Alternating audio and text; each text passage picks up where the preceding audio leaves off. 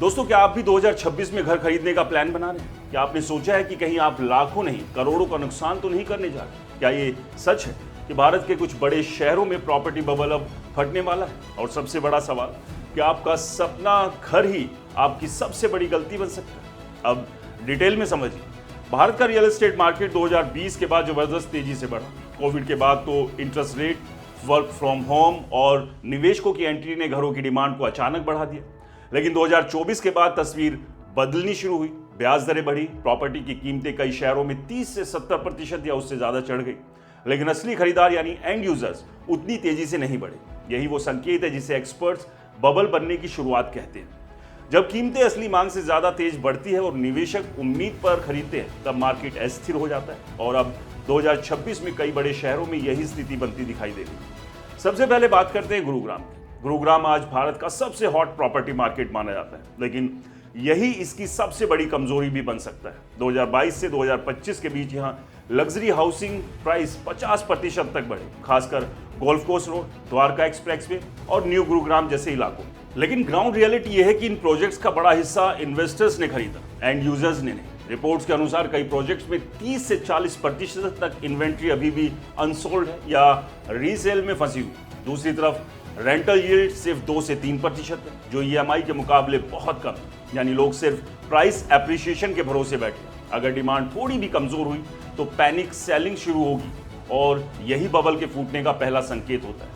अब बात करते हैं नोएडा और ग्रेटर नोएडा की। यहाँ सिचुएशन थोड़ी अलग है, लेकिन उतनी ही खतरनाक। नोएडा में पिछले कुछ सालों में मैसिव सप्लाई आई, खासकर नोएडा एक्सटेंशन और यमुना एक्सप्रेसवे के आसपास। हजारों फ्लैट्स अभी भी खाली पड़े हैं या अंडर कंस्ट्रक्शन है। दोस्तों, डेटा बताता है कि कुछ माइक्रो मार्केट में इन्वेंट्री ओवरहैंग 3 से 5 साल तक का है। यानी जितने घर बने हैं उतने बेचने में 3 से 5 साल लग सकते हैं। इसके अलावा कई प्रोजेक्ट्स में डिले और लीगल इश्यूज ने बायर्स का भरोसा पहले ही कमजोर किया। अब जब इंटरेस्ट रेट 8.5% के आसपास है, ईएमआई बढ़ गई है और नए बायर्स हेजिटेट कर रहे हैं, इसका मतलब साफ है सप्लाई ज्यादा, डिमांड कम, और यही बबल का क्लासिक फॉर्मूला है। अब आते हैं भारत के सबसे महंगे शहर मुंबई पर। मुंबई में हमेशा से प्रॉपर्टी महंगी रही है, लेकिन 2023 से 2025 के बीच यहाँ भी प्राइस में 20 से 30% की तेजी आई, खासकर लग्जरी सेगमेंट में। बांद्रा, वर्ली, लोअर पेरेल जैसे इलाकों में करोड़ों के घर तेजी से बिके। लेकिन सवाल है, क्या ये डिमांड सस्टेनेबल है? आंकड़े बताते हैं कि मुंबई में भी अनसोल्ड इन्वेंट्री लाखों यूनिट्स में, खासकर मिड इनकम और अफोर्डेबल सेगमेंट में। दोस्तों, इसके अलावा रेंटल यील्ड भी सिर्फ 2 से 2.5% के आसपास है, जो इन्वेस्टमेंट के हिसाब से बहुत कम है। यानी लोग रेंट के लिए नहीं बल्कि फ्यूचर प्राइस राइज के भरोसे खरीद रहे हैं। लेकिन अगर इकोनॉमिक स्लोडाउन या जॉब मार्केट में गिरावट आती है तो सबसे पहले यही स्पेकुलेटिव डिमांड खत्म होगी और कीमतों पर दबाव आएगा। अब बात करते हैं बेंगलुरु की, जिसे इंडिया का सिलिकॉन वैली कहा जाता है। यहाँ आईटी सेक्टर की वजह से हाउसिंग डिमांड हमेशा स्ट्रॉन्ग रही है, लेकिन 2024 से 26 के बीच यहाँ भी डेवलपर्स ने अग्रेसिवली सप्लाई बढ़ाई। Whitefield, Sarjapur road, north Bangalore जैसे इलाकों में बड़े बड़े प्रोजेक्ट्स लॉन्च हुए। रिपोर्ट्स के मुताबिक कुछ इलाकों में प्राइस 40% तक बढ़ गई, लेकिन आईटी हायरिंग स्लोडाउन और ले ऑफ ने डिमांड पर असर डाला है। यानी इनकम ग्रोथ उतनी तेजी से नहीं हो रही जितनी तेजी से प्रॉपर्टी प्राइस बढ़ रहे हैं।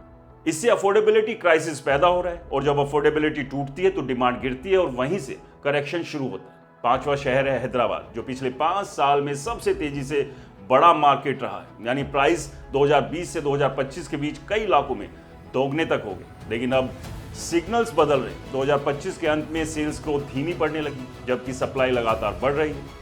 दोस्तों, कुछ रिपोर्ट्स में बताया गया कि हैदराबाद में भी इन्वेंट्री तेजी से जमा हो रही है। इसके अलावा यहाँ भी बड़ी संख्या में इन्वेस्टर्स एक्टिव हैं, जो शॉर्ट टर्म गेन के लिए खरीदते हैं। अगर मार्केट सेंटिमेंट्स बदला तो ये इन्वेस्टर्स सबसे पहले एग्जिट करेंगे और इससे प्राइस पर सीधा असर पड़ेगा।